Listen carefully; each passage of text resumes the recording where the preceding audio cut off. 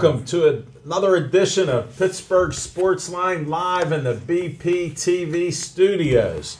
Thank you for watching us on Comcast 7, locally only available in Bethel Park. We appreciate you. And then on Verizon, you can see us everywhere from Nemacolin to Cranberry, Wexford, and all points in between the greater Pittsburgh area. A lot of great feedback. Appreciate all those likes. Speaking of likes, we're holding around 6,408. We dropped a few from last week, Chip. It happens. Like they said, some people have hate. They got to go somewhere else. I know, man. We don't want to be great. No. No, we don't want to be 8-8 either. No, definitely. So, I'm Al Levine, the Talking Machine. Smoking Jim Frazier had a prior commitment, and he won't be able to be on the show. He cannot make it. Chip Hayner's with me right next to me. We just had our pizza from Olive Oil's Pizzeria at Hillcrest Shopping Center, 412-831-1900. You can check them out. And great pizza. A lot of great people come in. When I talk to them coming in, they love ordering the pizza and all the different varieties from salads to hoagies. So check it out. It's again 412-831-1900. Thanks again to Frank. He's going to have a new general manager named Kenny. And so give him a call, 412-831-1900.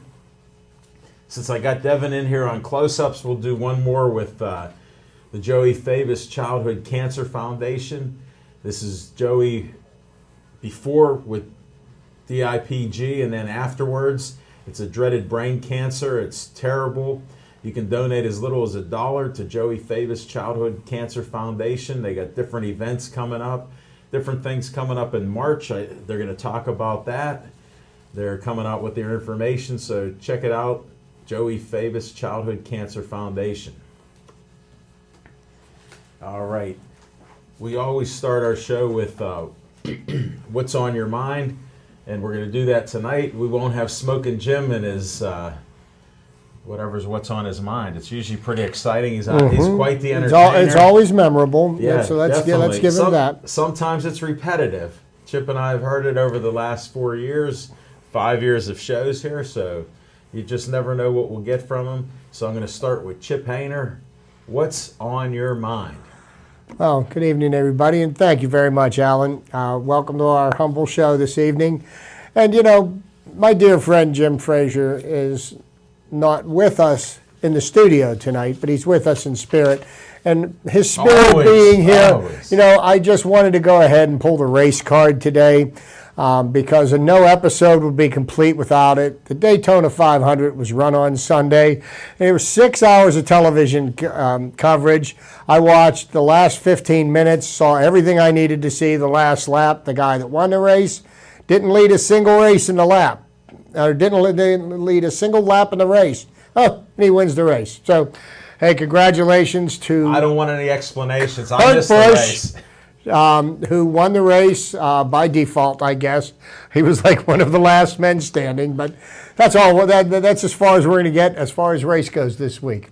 Pirates have started off with their spring training. Things are moving along well. There's really nothing to report. I mean, what would you expect from the first week of spring training? The teams got A few wins. They got tattooed today by the Toronto Blue Jays. They lost 12-0. But they were 3-1 prior to that. And, you know, this is the way spring baseball is. Everybody's getting a chance to get on the mound, throw some pitches. One person who seems to be a little bit of a disappointment and seems to be grading downward is Jared Hughes, who's been with the Pirates since 2011.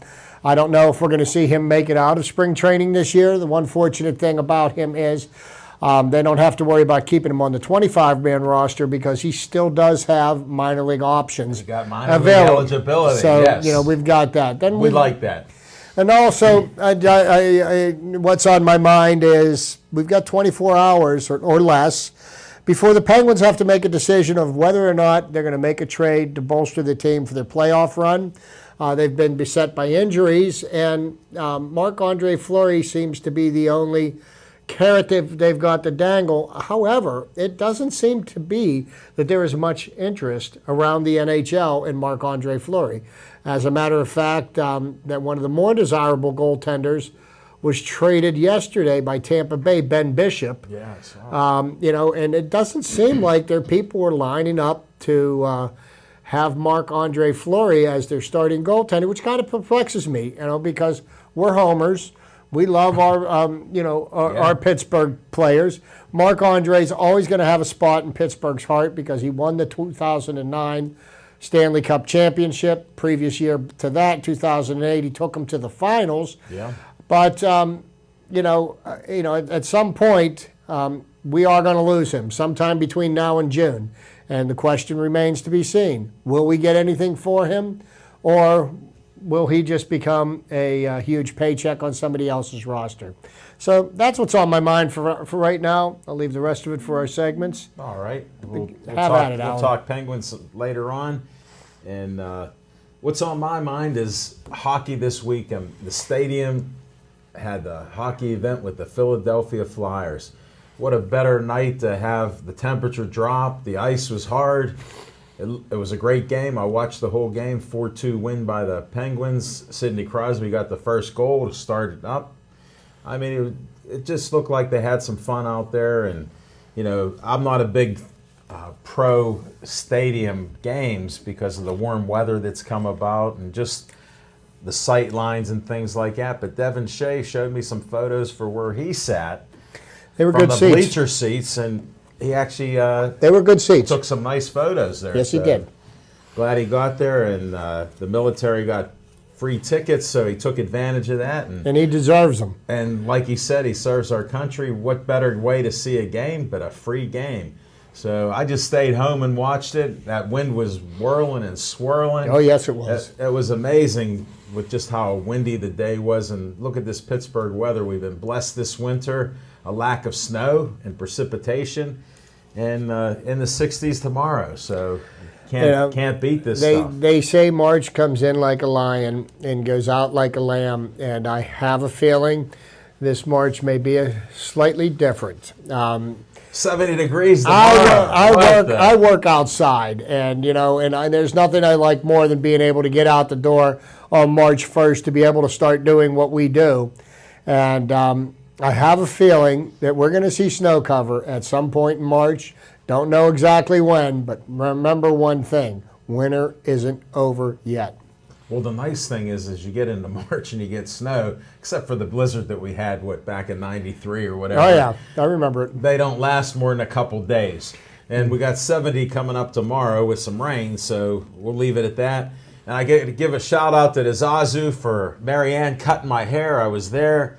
Posted a photo up there on Facebook because the one lady, Mia, one of the receptionists, is leaving. That was her last day today. So thanks again, Zazu. Always a pleasure meeting Emilio, and we'll get you on a show sometime, Emilio, maybe talking baseball since I heard you were a pitcher. And that's it for the segment right now. We're going to come back after a commercial break. Don't change that dial. Chief, thanks for the shout-out. Enjoy your dessert right now because we'll be back with our features coming up right next.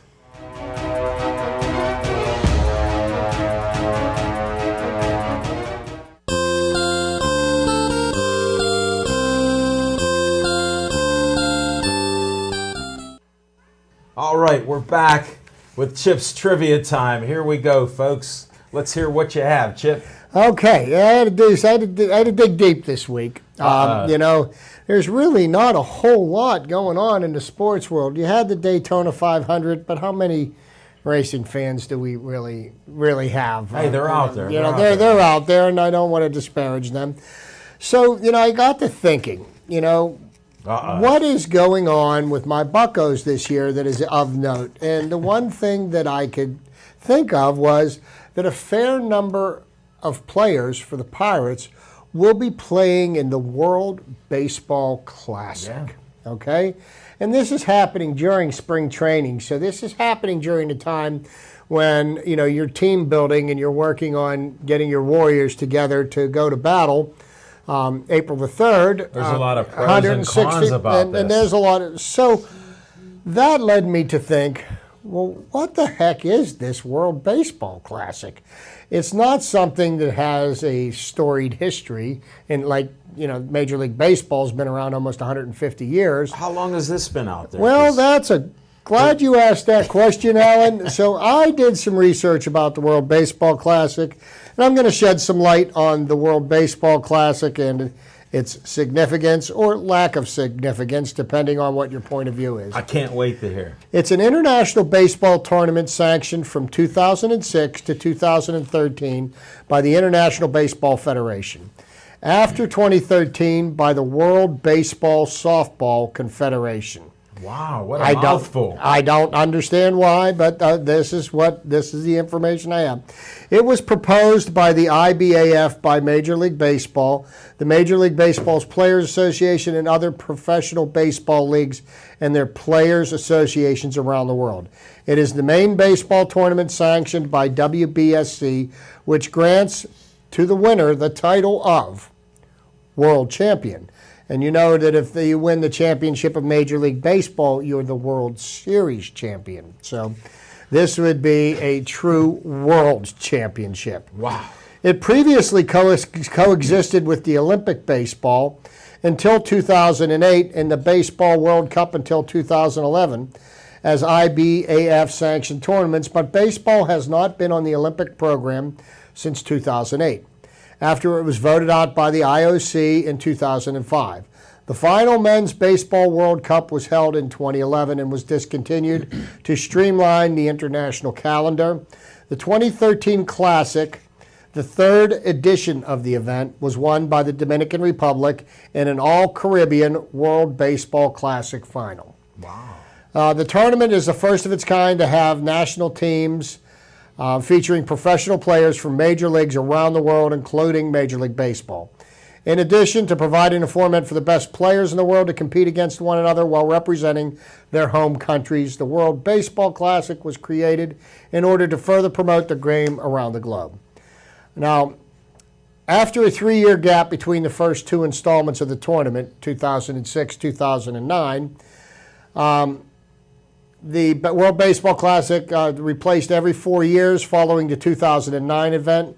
The third installment was held in 2013. The next is scheduled this month. Well, in the month of March. I'm still 2017. Yeah. So it's modeled after the FIFA World Cup, which is the World Cup of soccer, right, and organized in large part as a response to the IOC committee's decision to remove baseball as an Olympic sport. Okay. In fact, the final series in 2006 and 2009 rank among the highest-rated sporting events in Japanese television history. Where is Smoking Jim when you need him? And you may ask, why? Pretty good question to ask. In the 2006 tournament, South Korea advanced to the semifinals with an undefeated 6-0 record, but was defeated by Japan, which had lost twice to South Korea in the earlier rounds for a berth in the final game. Wow. Cuba defeated the Dominican Republic for the other berth in the final game. Japan defeated Cuba 10-6 for the first championship. In 2009, the controversial round-robin format from 2006 was replaced by a modified double elimination format for the first two rounds. The semifinals and final game remained single elimination. The 8 teams advancing from the first round were the same as in 2006, except for a Cinderella performance by the Netherlands, which twice defeated the Dominican Republic to reach the second round. In the semifinals, South Korea defeated Venezuela, while Japan defeated the United States. Japan then emerged victorious for the second straight World Baseball Classic Championship, winning the final game over South Korea 5-3. So this has now got my interest piqued because, this would be kind of like, the American men's basketball team losing the gold medal. We invented the game. Right. Somebody else is winning these world championships. Netherlands, though, I have a question. With the way their weather is, how are they playing baseball up there?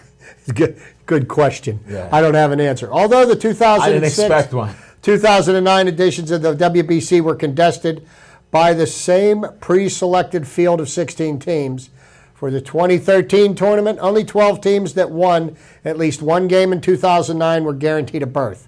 The other 4 contested a qualifying round in late 2012, along with 12 additional teams. As a result, 2 new teams competed for the first time, Brazil and Spain, replacing Panama and Puerto Rico in the final. The Dominican Republic also became the first team to win the tournament in 2013 with a perfect 8-0 record.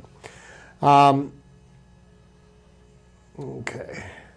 What else? So, well, you know, there's more information here. So there's a total of 16 teams in the tournament, 16 teams this year. The final host city for the championship games this year will be in Los Angeles. 2006 it was in San Diego. 2009 it was in Los Angeles. In 2013 it was in San Francisco, and that was the year the Dominican beat Puerto Rico. Not once has the United States played in the World Baseball Classic final. Wow. How could this even happen? That should be getting people fired up. I hope I'm getting, you know, break out the red, white, and blue. Let's wave the flag. Let's root these on. So I know some of this is repetitive. The 2 teams to have won the tournament are Japan and the Dominican Republic. Other teams to have reached the championship game are Cuba, Puerto Rico, and South Korea. Other teams to have reached the semifinals are the Netherlands, the United States, and Venezuela, even though the United States' best finish was a 4th place finish, which doesn't even give them a medal. No, that's not good. The winner gets a gold, the second place silver, third place gets a bronze. Most valuable player, the most significant award for individual performance during the tournament is the MVP. The same player won the MVP the first 2 years. Wow. I will refer to him by his nickname, Daisuke Matsuzaki. Pitcher for Japan, pitched 13 innings, finished with a 3-0 record in 2006. Shortly afterwards, he received a multi-million-dollar contract to join the Boston Red Sox. Wow. He pitched again in 2009. Again, he went 3-0, won the MVP of the Baseball Classic.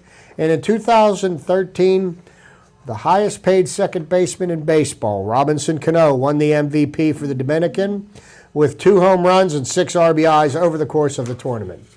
So the rules of play, in addition to the standard rules of baseball, the World Baseball Classic employs the following. Pitchers are on pitch counts. A pitcher cannot pitch more than 85 pitches per game in a qualifying round of the 2017 tournament, 65 pitches per game in the first round of the 2013 tournament, 80 pitches per game in the second round of the 2013 tournament, or 95 pitches per game in the championship round of the 2013 tournament. So pitchers cannot exceed these pitch limits. Now, if they hit these pitch limits while in the course of an at-bat, they can finish the at-bat with that pitcher, with that batter. A pitcher can still finish the batter's plate appearance even if the limit is reached, but must come out after completing the plate appearance. A pitcher cannot pitch until a minimum of 4 days have passed since he last pitched if he threw 50 or more pitches when he last pitched.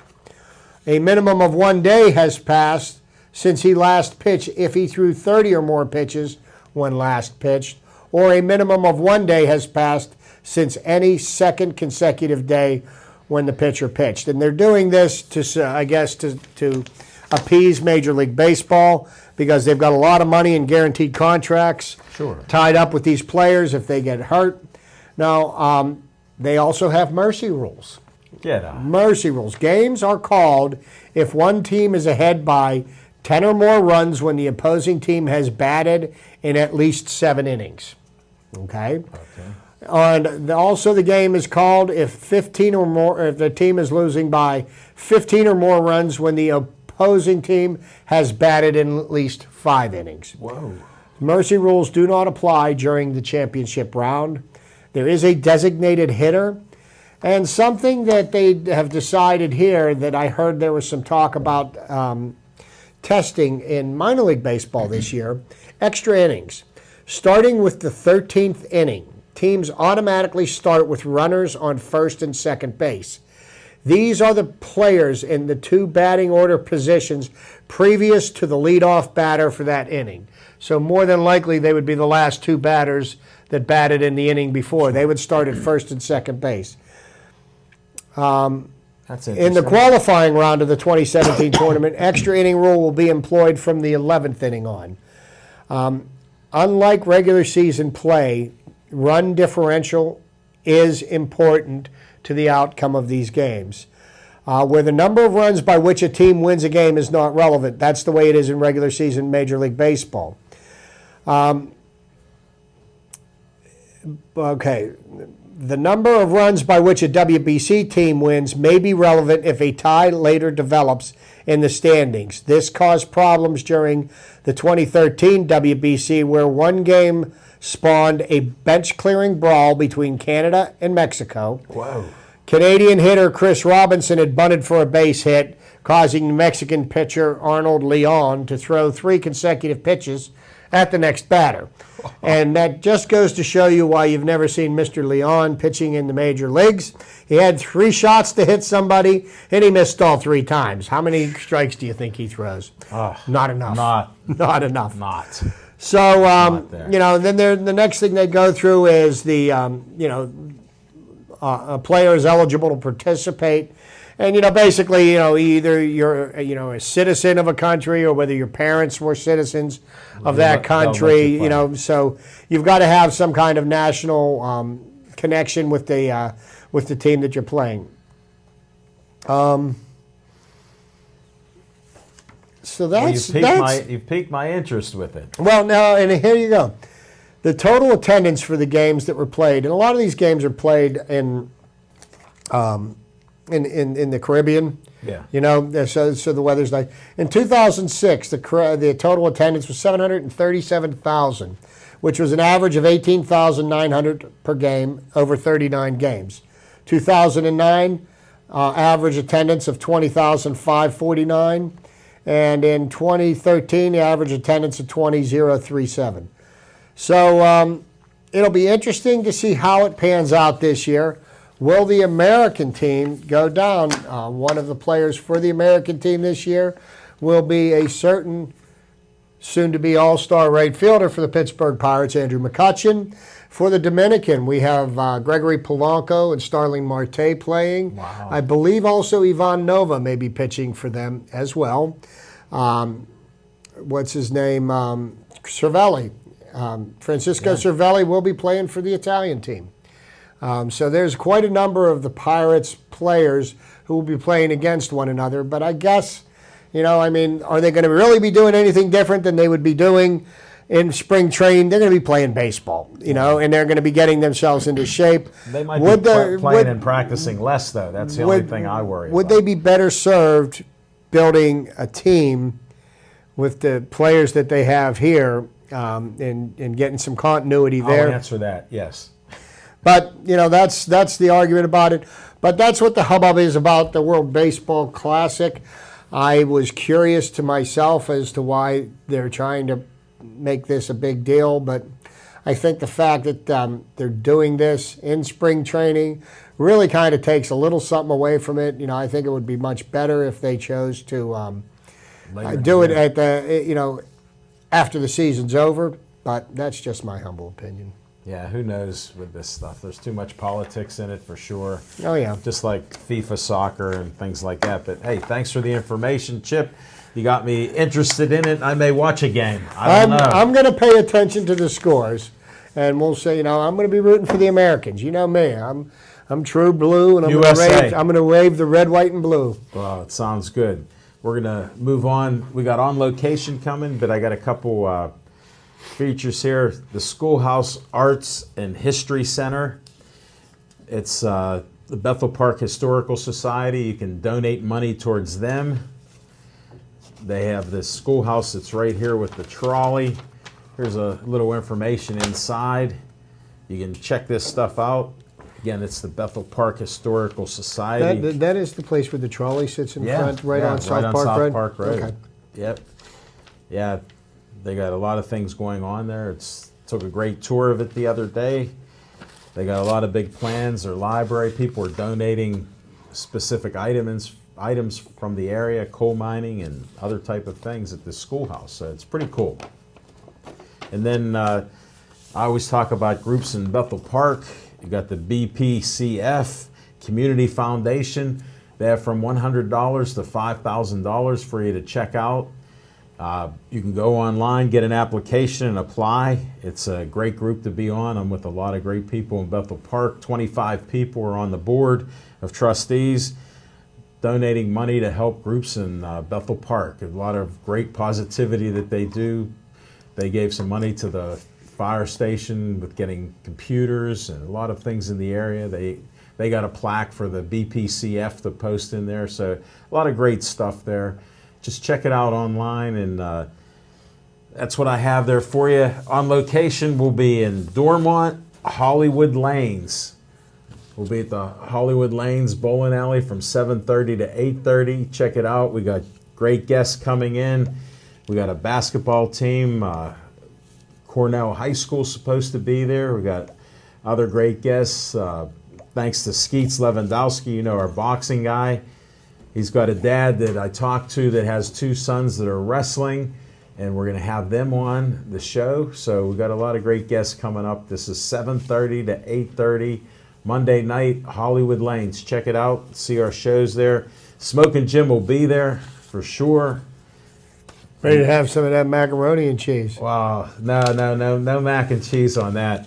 We have a guest, Skip Atkins, who's I think he's 82 years old. He's a big fan of our show. He shares stuff. I remember him. Did we interview him at SIPS? Yes, and I remember him very well.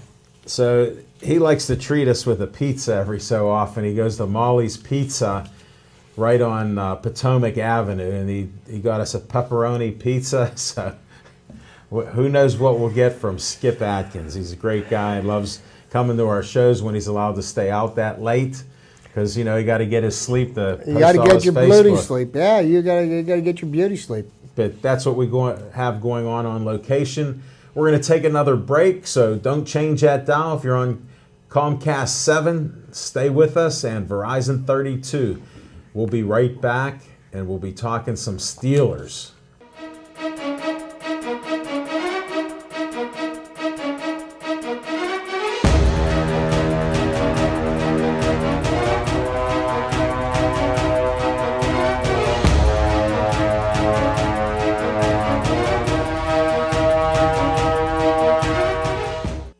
Thank you very much for staying with this show. We appreciate it.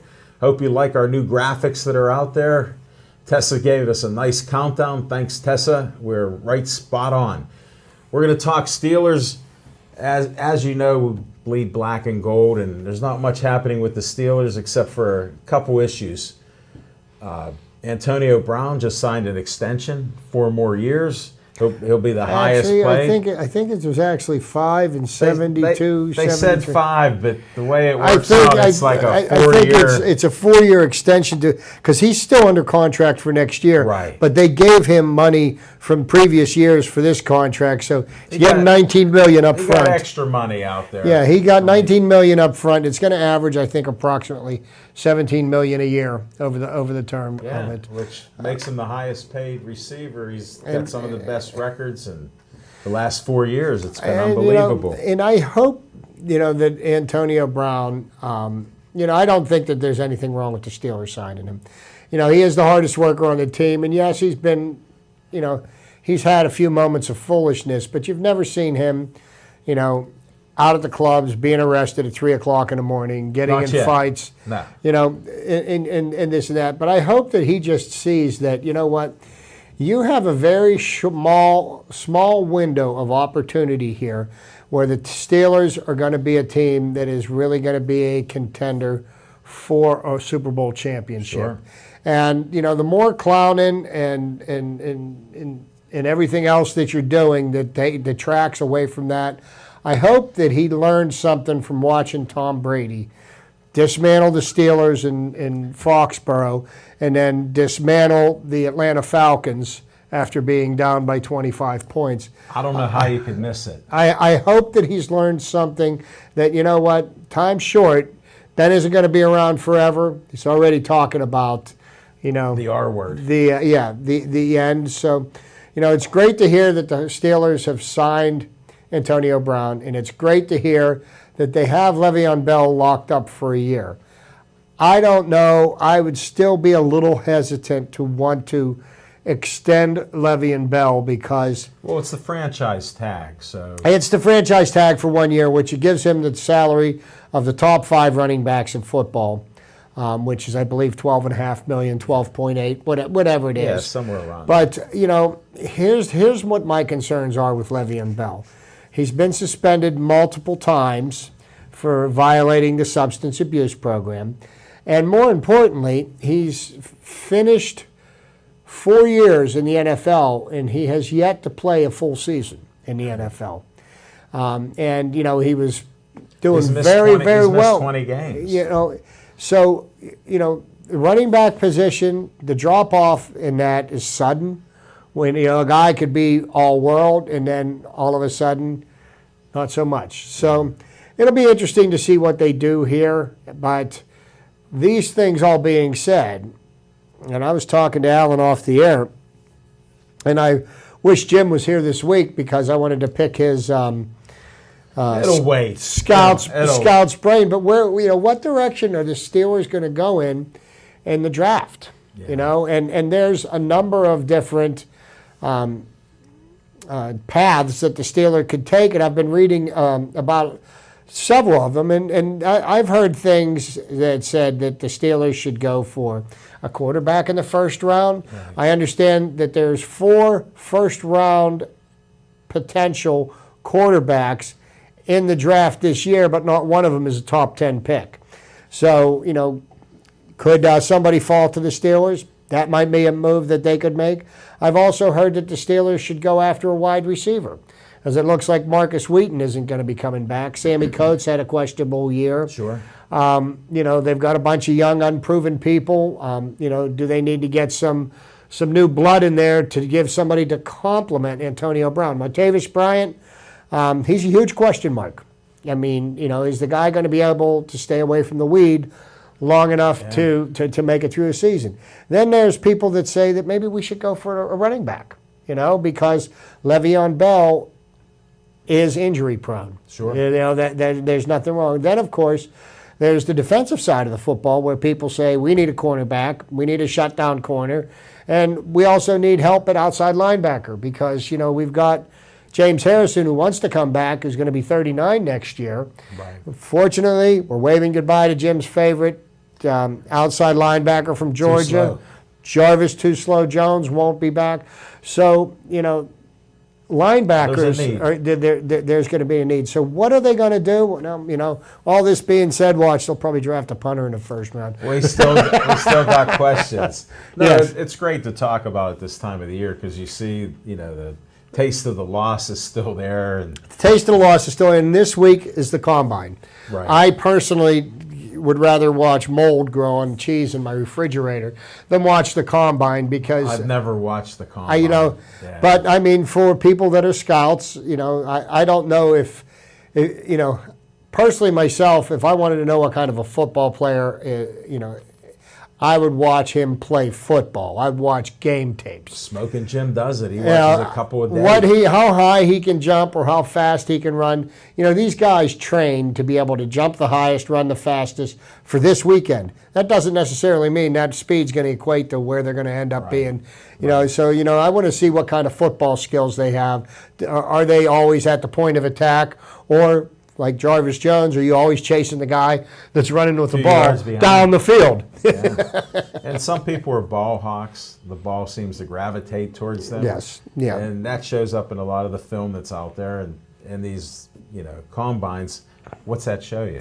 Well, and they probably got film on these guys all the way back to the Pee Wee football. Oh, I'm sure they do. There's no doubt. But, here's some other interesting developments in the NFL. Jamal Charles got cut by the Kansas City Chiefs, and Adrian Peterson, the Minnesota Vikings, chose not to pick up his option for 2017, which would have counted $18 million against their cap this year. So Adrian Peterson is not an $18 million running back. And if he does want to continue to play in the NFL, what will he sign for? That will be interesting to see. Well, he has some baggage because of his injuries and other off-the-field issues. Off-the-field issues are definitely out there, that he carries with him. So it will be interesting to see who might take a shot on him. Right, exactly, because they're not going to get the money that they had signed them for, and that's the drawback with NFL contracts. Why I feel that the NFL Players Association does a disservice to their players, because you sign these $68 million contracts and the team doesn't have to pay a large portion of them to you. Well, their leadership has led the way on doing this, and that's the price that they pay. Yeah, no pun intended. You look at what major league players get. I mean, personally, I don't think any professional athlete's contract should be guaranteed, but you've got people working for you instead of whatever ulterior motives they may have.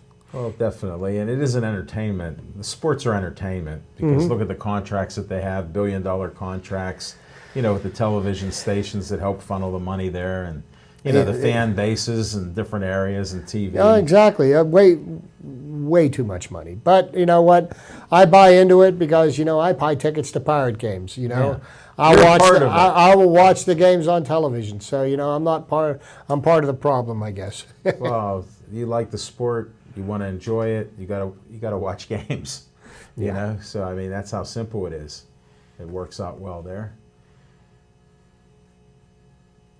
Okay, just checking out. Wasn't sure if we had a technical difficulty or anything. We're looking good. So the Steelers are getting themselves set up. They're getting all their ducks in a row, and do you realize that they've almost invested over $100 million in the offense in the last couple of years, between extending Ben, signing Bell for the franchise tag, Antonio Brown, and are we putting too much money into the offense? Because as great as we think these players are, the number one offense in the NFL this year was the Atlanta Falcons. Yeah. And they averaged about 35 points a game.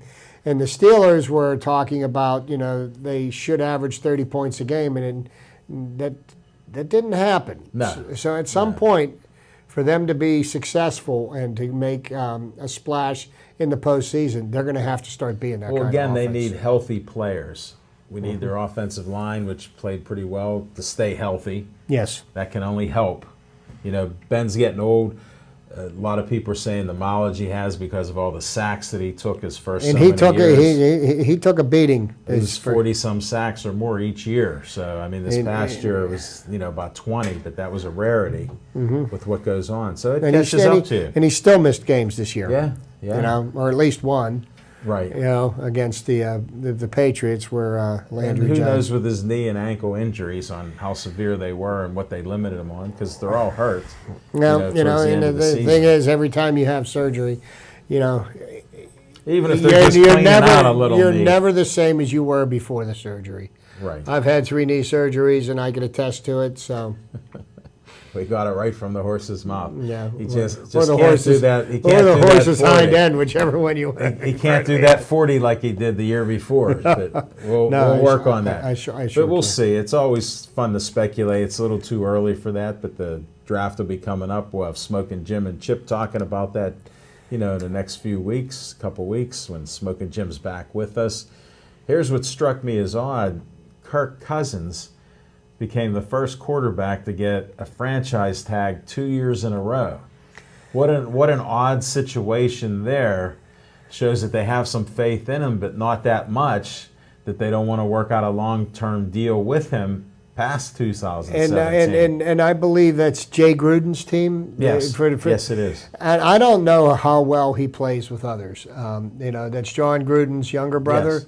And, John Gruden was an offensive guru. Legend. Look what he did with the Los Angeles Raiders, or was that the Oakland Raiders at that time? Who he brought knows? He brought them to the Super Bowl. He won a Super Bowl in Tampa with Tony Dungy's team, which I'm sure if Jim was here would say should be Tony Dungy's second Super Bowl, but, it wasn't. Almost like, Mike Tomlin's first Super Bowl wasn't won by him, and it was, but that's just a matter. That's a matter of opinion. Yes.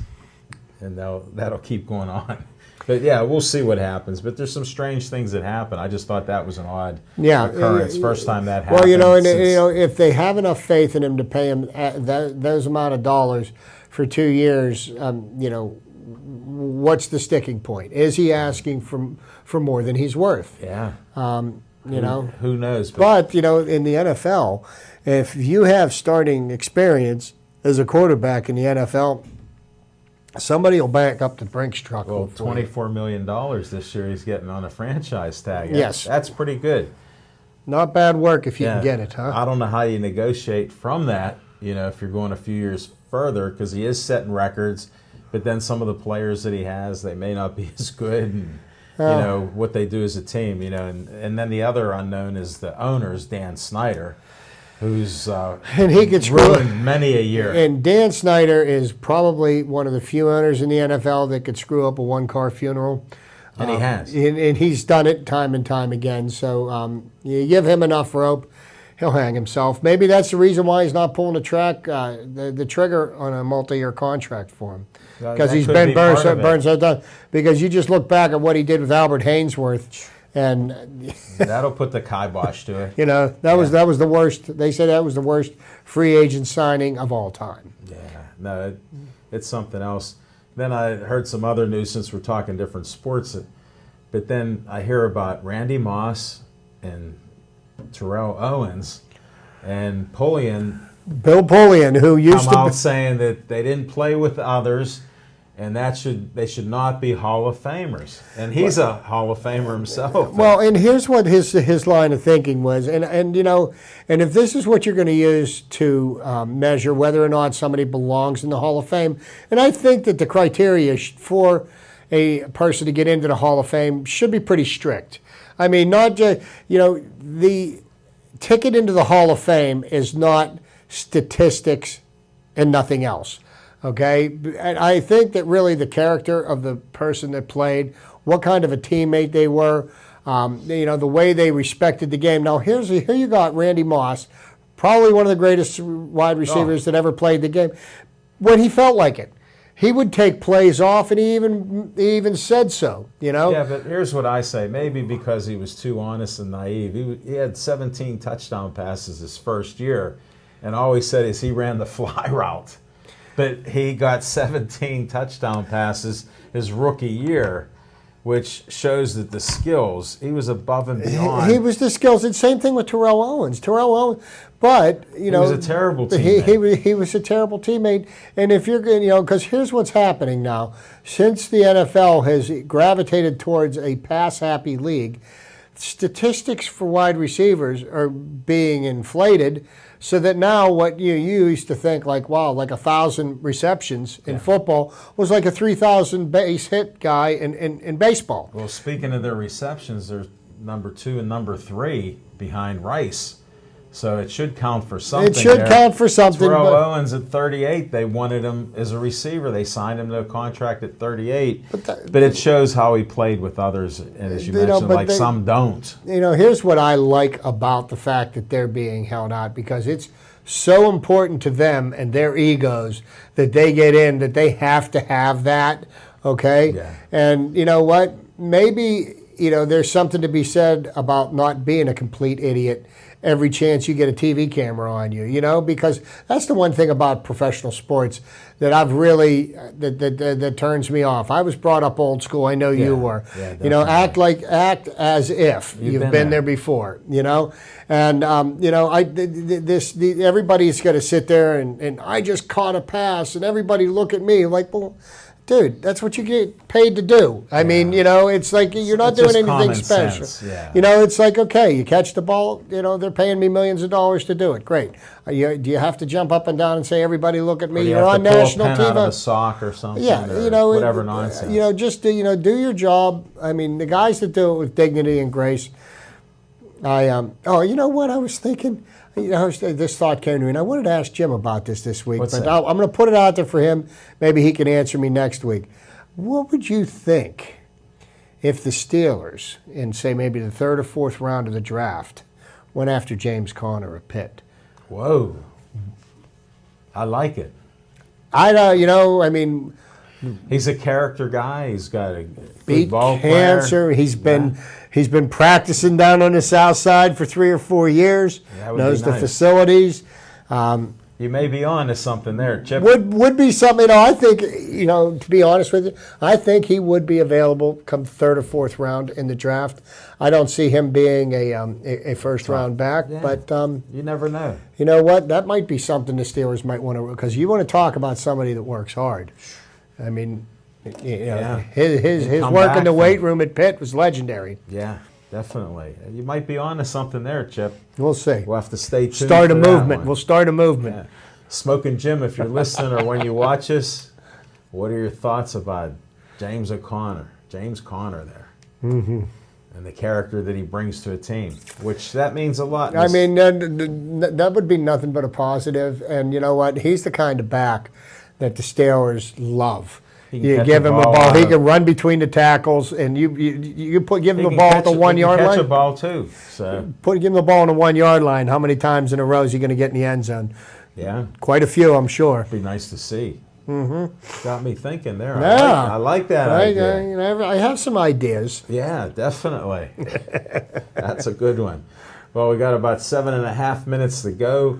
I just wanted to bring up, there's Golden Gloves boxing each weekend. The fights are coming out. We'll probably be filming the Hall of Fame Golden Gloves come near the end of March at the Royal Place. Check us out when that happens. But a lot of great young boxers, a lot of great interest in the area about the boxing, and a lot of parents are involved in it. Boxing has a resurgence here in the Pittsburgh area. As a matter of fact, the Pittsburgh fighters went to Cuba. Yes. And I think they lost, 6-4? Yes. This time, but they had a good showing for themselves. Yeah, there were fighting a some lot of international pictures. competition. A lot of great guys were there and had a great time. And, it's great to see that they can get international competition, because I'd like to see. I remember how the United States used to always dominate in the Olympic boxing. Yeah. And you look at how many American Olympic boxers went on to win world championships. Almost all of them. You haven't seen a lot of that lately, No. and I'd like to see that come back. Well, we do see a lot of women now that are boxing and winning these tournaments and things, so that could be it too. And they're pro boxers out there, so it's expanded. To me, it's hard to get used to women boxers, but I've had them on my show, and I go, how's that when you're getting punched in the face? And they're like, hey, I'm good with that. I get a chance to punch her in the face too. But they're great athletes. They work hard. Got a lot of gyms in the area that help promote that. They're keeping kids out of trouble, and that's one of the biggest things. It's a violent sport, but these aren't violent kids, young women, young men. I mean, and you know what? Getting the kids in the gym gets them off the street and getting into things that they shouldn't be getting into. And speaking of boxing, a friend of the show, you've interviewed multiple times, Greg Rudolph, the lumberjack. Yeah. He won his second professional fight Saturday night. Undefeated as a professional. As a professional. So congratulations, Greg. Yeah. Continued success. Pittsburgh Sportsline's behind you. Definitely, and Victor Olive is good friends with him, and he works for him at Watson Chevrolet. And Monte Eberhardt, he has a fight coming up, an undefeated boxer in March, so we'll stay tuned for that. We'll have more reports on that. A lot of local boxers are out there, as we've seen them grow up into this, Chip, so great point bringing it up. Mm-hmm. And they're boxing locally, which that's great, and they're getting some publicity with TV out there too. So it's another. Hey, good thing. you know what? And I'm glad to see that they're having some success, and they're great role models. And I know all of these people do give back to the community. They help with charities. They help with toy drives at Christmas time, food banks, and more importantly, they're devoting their time and their effort to the children. Sure. To help show them good role models. And Greg Rudolph's daughter, Gia's a cancer survivor. She's been cancer-free a few years now. Good for her. I mean, there's things out there like that. Another side to this violent sport. It's not just the violence, getting hit in the face or hitting somebody else in the face. They do a lot of things in the community there, and this has been going on for a long time. It's just good stuff, good people out there. Oh, yeah. Good trainers out there who no are question. all about it. It's a good thing. And then you've got Jimmy Savetic, who's every time they interview somebody on TV, he is always, and it's always about the kids. That's what he always says. Anytime I've seen anybody interview him, it's always about the kids. And I really like the people. They take him in. You got guys like Jack Mook, who adopted a couple kids, and Josh and Jesse. They become great fighters. They actually help kids come off the street from Northside, Steel City Boxing. They bring them in. They don't have to pay anything. Get the guns out of their hands and get them in the gym, and they can become productive members of society. No, it makes a big difference. I'm glad to be associated with this, and our show is. And thanks for bringing that up, Chip, because it's an integral part of what we do in the community here. Sure, yeah. Hey, we're just coming down to. We got about 3.5 minutes left or so. But I wanted to bring up, we mentioned about the Penguins, and we mentioned about Marc-Andre Fleury. Well, the Penguins made a move today, which I don't know if it's going to be something that's going to be in conjunction, because the trade deadline is at some point tomorrow. I don't know the exact time.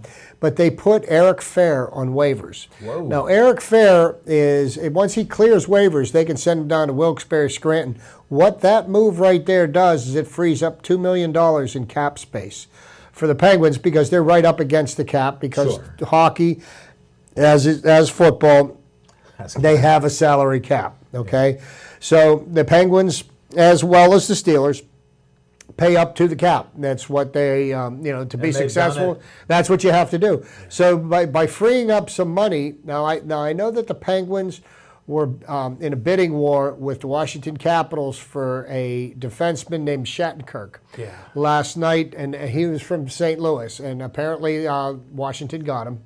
Now the only the thing is with him is, come the end of the season, he's an unrestricted free agent. So basically, Washington's renting him right now in the event that this is going to be the piece to the puzzle that they're going to need to get them to a Stanley Cup. But there is one thing that the Washington Capitals have to worry about, and they do this all the time. They always trip over the Pittsburgh Penguins. Sure. It's traditional. It's traditional. Alex Ovechkin, it seems to be, that's their kryptonite. The Capitals' kryptonite is Sid Crosby and the Pittsburgh Penguins. They have been playing some of the best hockey in the NHL. Well, last year they won the President's Cup, and I have always said, that's no guarantee. The President's Cup winner very seldomly wins the championship, and so what's true. What's going to happen now? We've got 17 games in 32 days coming up here. We're starting off with a game tonight against Dallas Stars. I know Chris Letang didn't even make the road trip, so he's still going to be out with an upper body injury at least the next 2 games. Connor Sheary is getting closer. He's not going to skate tonight. The next game, we'll see what happens. We need these guys healthy. He's day to day. So basically what the Penguins got to do is they've got to get their players healthy, and they got to get some playing time under their belts so that they're peaking as they go into the playoffs. Right. It seems like they're setting up for it. And if by chance we do trade Fleury, a defensive player could be nice. Well, and you know what? And even if they don't trade Fleury, Jim Rutherford said that, he would be okay if we didn't trade Fleury. Be a nice insurance policy for us going into the playoffs in the event that Matt Murray gets hurt. Yeah. Hey, you always have that risk. Look at how they charge these goaltenders. They go flying in on them. Well, take some punishment there. And the heat gets turned up in the playoffs. Yeah, that it does. Well, I appreciate you watching our show. Thanks to Devin Shea, Tessa, Chris Satter came in. Ethan's here. We appreciate it. Thanks, Chip Hayner, for being here. And we did pretty good without Smoking Jim Frazier. Hey, we always miss him. Jim is a great presence here, but we held the torch for you, my friend. And Smoking Jim Frazier, we'll see you next week. Stay Joey strong.